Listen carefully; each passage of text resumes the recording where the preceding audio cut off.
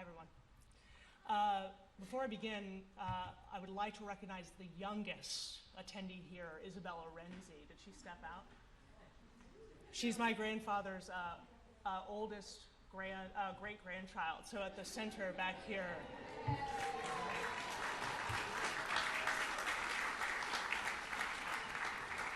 As the oldest granddaughter, I'm proud to pass the baton to Isabella. I'd like to start with an origin story.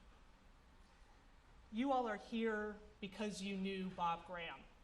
You were his friends, his colleagues, his family. My grandfather had many titles: governor, senator, but most importantly, he was our Doodle. Our grandparents were never grandma or grandfather.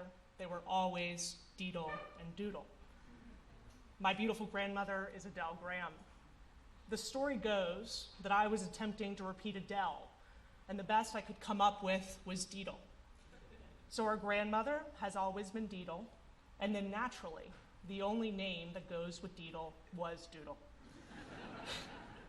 So today, many will remember Bob Graham, but his grandchildren will always remember our Doodle. Since my grandfather's passing, I've read a lot of the wonderful and kind and generous things that people have said about Doodle.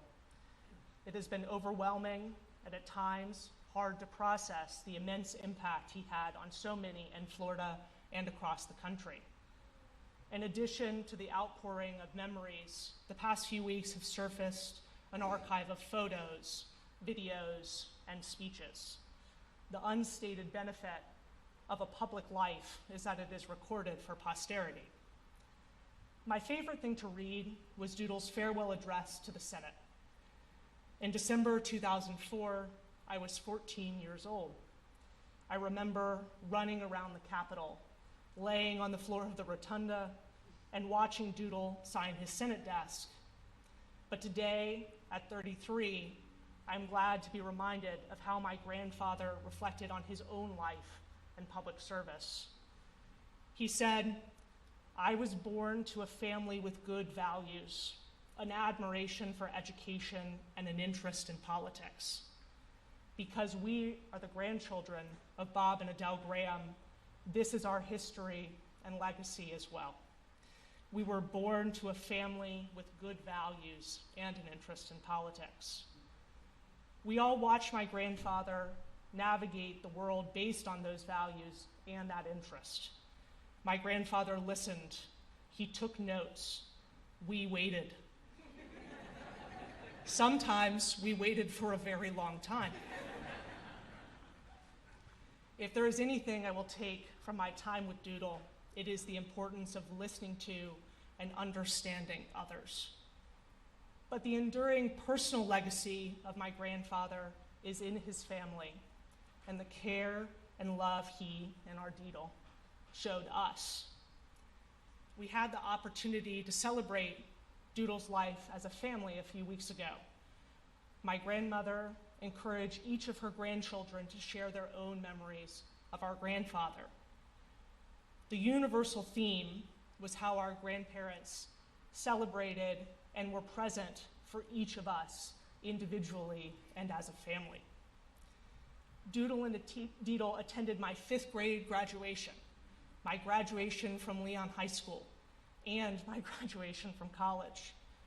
My brother Mark shared how he and Doodle had enjoyed dinners at the University of Florida, and of course, always into the night with the Go Gators.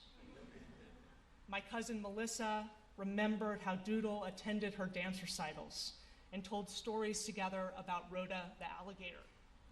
Kendall shared memories in the pastures at Graham Angus Farm and a Doodle-like reminder to just listen.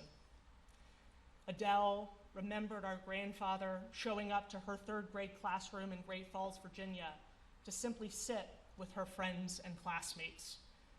Peyton described shared aspirations, private advice, and his always attentive ear. Caroline beautifully noted how her passion for public education and service came directly from Doodle.